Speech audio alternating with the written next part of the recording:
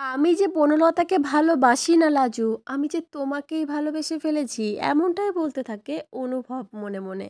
পুরোটা জানতে ভিডিওতে লাইক দিয়ে চ্যানেলটা সাবস্ক্রাইব করে দেখতে থাকুন।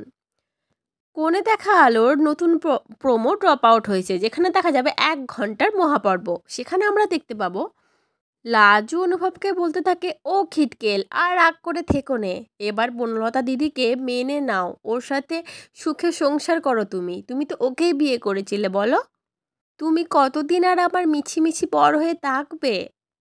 বনলতা দিদির সাথে সমস্ত মান অভিমান তুমি মিটিয়ে নাও এবার কিটকেল। আর অনুভব তো এটাতে প্রচণ্ড রেগে যায়। সে বলতে থাকে, লাজু আমি কাকে বিয়ে করে আনবো না আনবো সেটা কি আমি তোমাকে জিজ্ঞেস করব? তোমার মত নিয়ে করব? লাজু তো অবাক হয়ে তাকিয়ে থাকে খিটকেলের দিকে, যে কি এমন বললাম যে খিটকেলে এত রেগে গেল।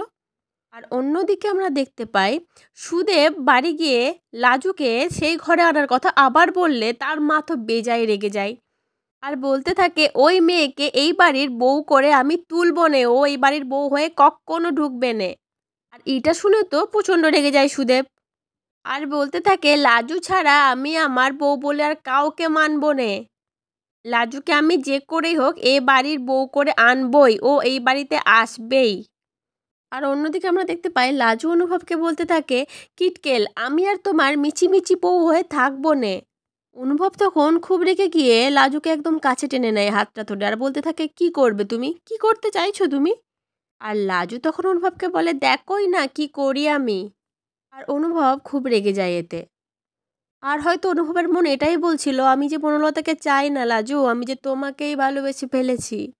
কিন্তু এই লাজু অনুভবের জুটি কি কখনো আর দেখতে পাবো আমরা?